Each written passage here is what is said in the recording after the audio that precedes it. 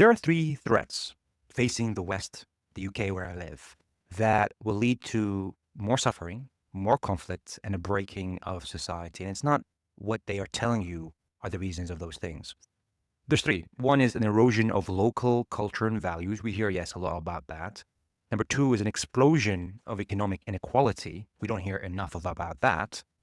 And number three is an inability to deal swiftly with crime. I want to touch on number two today, which is the explosion of economic inequality. Now, for many, what they hear is the reason why inequality is increasing is because of immigration. We have more people here that are driving wages down, that are driving goods and services up because there's a higher demand for them. That's why apparently house prices are up. That's why goods are up. But is that the truth? Is it immigration that's doing that? Is that the major factor causing those price increases? Now, there's no doubt we do have a lot of too much immigration in the UK. In the UK, 1 million net migration a year in 2023. Net migration, 1 million. That's a huge number. That even for a person like me who is pro-immigration, I think that's too much. This infrastructure we don't have infrastructure capacity to serve that many people. But immigration isn't the reason why you cannot afford to buy a house. Think about the price increase in the houses. From 2003 to 2023, so 20 years, house prices in the UK have increased by 123%, 123%. And in London, that increase is 163%. So it's more than doubled, and it's going to triple very soon. However, the UK population has increased by 14% during that 20-year period. And in London, that increase is 22%. Now, that doesn't match up with the 123% in the UK. And really, it's not a one-to-one relationship that you would generally see. But still, it seems like even though, it's only a 14% increase in population in the UK in 20 years, still a large number, but a 123% increase in the house prices. There's something at play here that is not just immigration that they don't want to tell you about. And it's to do with the money supply. Now, what I want to share with you here is something that is so important that most people don't realize what's happening, that the system they are in is rigged against them in favor of people that have wealth. Now, what do I mean by that? Why are house prices increasing so much more than the population increase and the wage increase? Back in 2001, house prices were 3 times a person's income in the UK. In 2014, that increased to 5 times their income. And in 2023, someone who wants to buy a house now needs to have 8.6 times their salary to buy the same house that someone in 2001 needed only 3 times their salary. This is the difference in wage increase versus house increase. And here's another interesting statistics that's beyond just house price increases. In 1948, the total wealth in the UK was 2.3 times the total national income. This means if you summed up all the wealth, which is property, pensions, savings, businesses, it would equal to 2.3 times the total income earned in a single year in the UK. Now, by 2020, wealth had grown to 5.7 times the national income. So now the total value of the assets, pensions, which are invested in stocks, house prices, bonds, businesses, is 5.7 times what the country earns in a year. What this means is that wages have not grown as fast as asset values. And what this means is that accumulating wealth is harder for those relying on wages alone.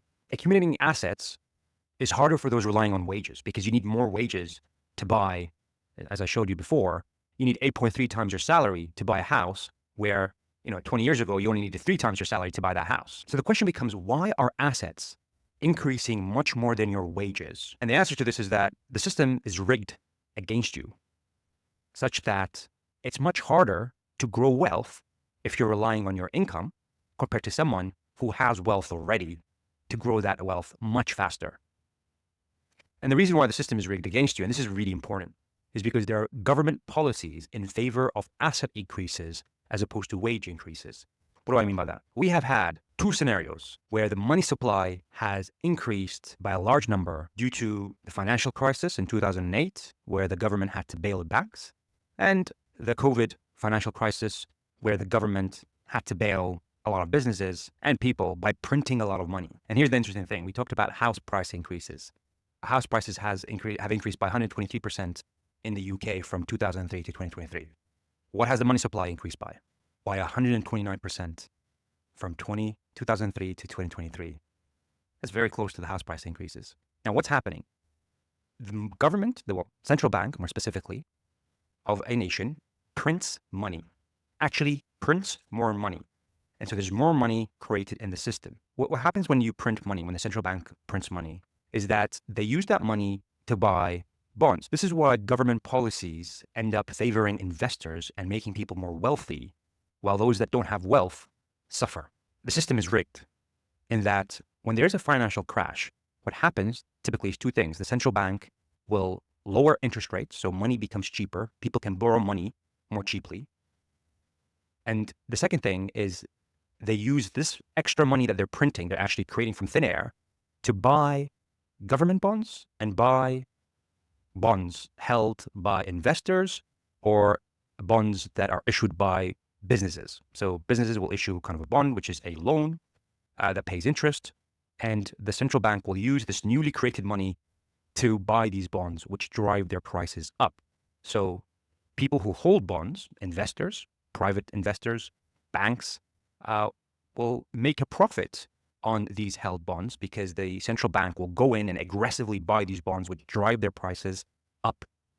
And so people will make money. Who are those people that make money? Well, it's the investors that hold these bonds, or it's the banks that have just created these bonds, issued these bonds for the central bank to buy. And so banks have more money, investors have more money, which is given to them by the central bank. And what do they do with this money? They're not going to put it in savings because interest rates are low. That's one of the effects of actually increasing the prices of bonds. You lower the interest rates. So they buy property. They buy shares. They invest this additional money that they have just received from the central bank, from thin air, which drives prices up.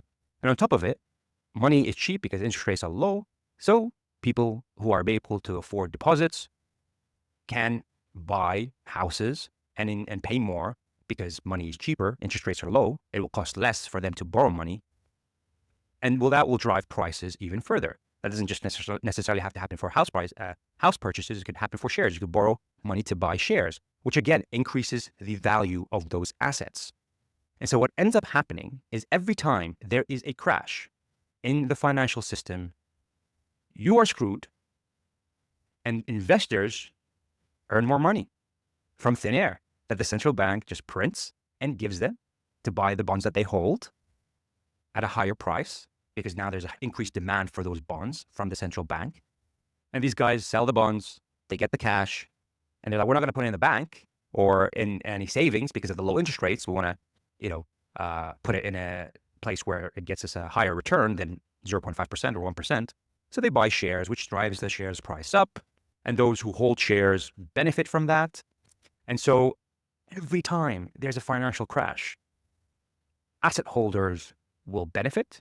People who hold wealth will benefit from those price increases. People who hold housing will benefit. And interesting fact for you, 75% of wealth, and wealth is defined as assets that will appreciate in value and generate income that technically you don't have to do much work for.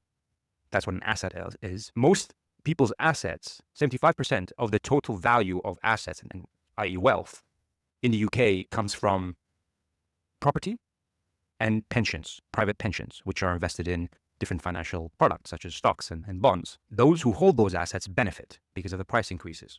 That's how the system is rigged against you. Now they tell you it's immigrants. They're coming in here and driving these prices up. Sure, the increase in population does have an impact. Of course it does on increase of prices, but nothing compared to the money printing that happens that causes these prices to increase. And while you're blaming the immigrants, the rich get richer. And I just want to show you some stats on how the graphs look for the top 1%. So here I want to show you a couple of graphs from the IFS. So this first one over here is the top 1% of earners. How much percentage of the total income in the UK do they earn? So the top 1% in the 70s earned 3% of that total income. And that steeply increased in the 80s and 90s. And now it's at 7.78% in 2020, but it's nearing the 10% in the latest figures in 2023, which means the top 1% of income earners earn 10% of the total income, nearly 10%. But when it comes to wealth, it's even worse. The top 1% in terms of wealth earn 23% of the total wealth in the UK, i.e. in terms of assets. And the bottom 50% in terms of value of assets, wealth, owned less than 5% of the total wealth.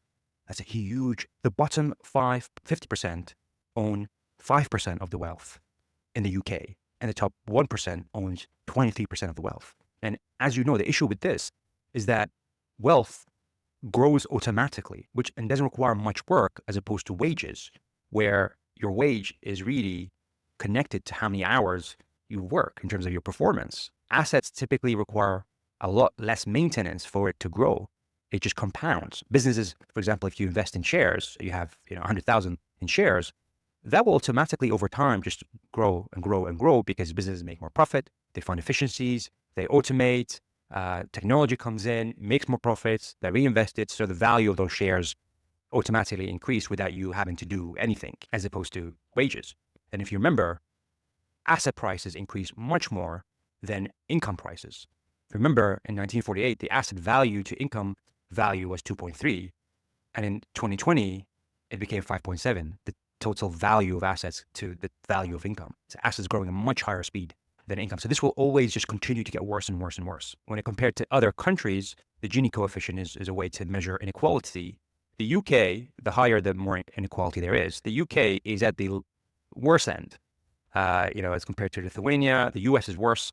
Turkey, Mexico, Chile, Costa Rica, as opposed to the other end, like Iceland, Norway, Belgium, Slovenia, Slovak Republic, which has less inequality. But here's an interesting graph in terms of the average home ownership by age for people born in different decades. So, and people who were born in the 1980s, which is this low over here, at age 32, age 32, about 45% of those people born in the 80s were homeowners. If you're born in the 80s, that means your age is around 40, in the 40s right now. Now, if you're born in the 60s, which is most people's parents, the average age for homeowners, when they were at 32, 65.7% at age 32 were homeowners compared to 44.9%.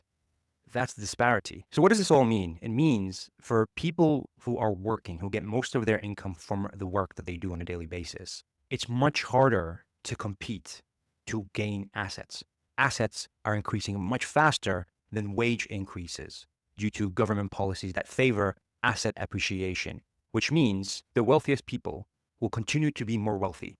And those people, they're unable to acquire assets because of the disparity between the income to asset ratio, which before, for example, as I said before, you needed 3 times your salary to buy a house. Now you need 9 times your salary to buy that same house because assets are increasing much faster than wages are increasing. So it's much harder for people to obtain wealth. It's not just even about wealth, it's just about having a home because of that this disparity. And even if they work really, really, really hard, they would have to triple their income really quickly in order to obtain a house of someone 20 years ago.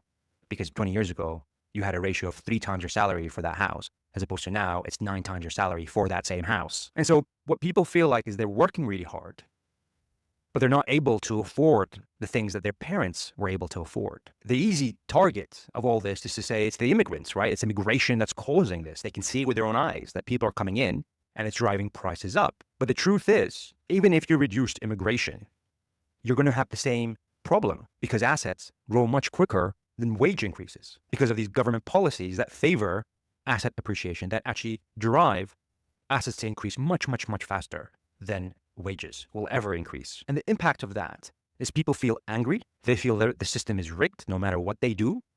They feel much worse off, which impacts their self-worth, which increases depression, increases anxiety, causes conflict in the community.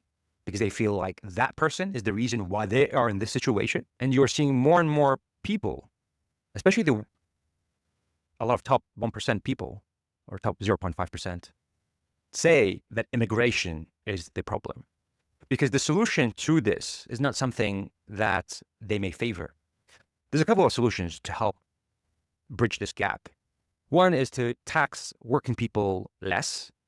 So tax, give some tax breaks to 90% of working people, because then they will have more income to invest in assets to help them gain wealth instead of just spending all of it on goods and services to survive. And number two is to increase the taxes on the 0.5% of the wealthiest people, to tax assets more on those 0.5% of the wealthiest people. Because now those top 0.5% don't need to do anything for the wealth to increase. If you own shares, if you own bonds, if you own property, you don't need to do much for those assets to just keep on increasing. It's not your hard labor that is going into that to impact the appreciation of those assets. It's the government policies that is causing most of the increase. And therefore, it is the government that also should benefit from that increase by increasing a bit more taxes on that 0.5%. We're not talking about people who earn a lot by working a lot. They shouldn't be taxed. You shouldn't be influenced to pay more or suffer because you want to work more and earn more. But for those that are just earning more because their assets are just increasing without them doing anything about it, which is passed on through generation, the top 0.5% of that, we should look at that. And especially in situations where you have money being printed that is going to those people. So the central bank is printing money that goes to those people, the top 0.5%. The government should benefit from that, recapture some of that money in some way. Otherwise, every time there's an issue in the system and the central bank prints money, this gap is going to increase and continue to increase. Let me know your thoughts about inequality, the solutions, any suggestions. If you did like this video, do like and subscribe. Thank you very much.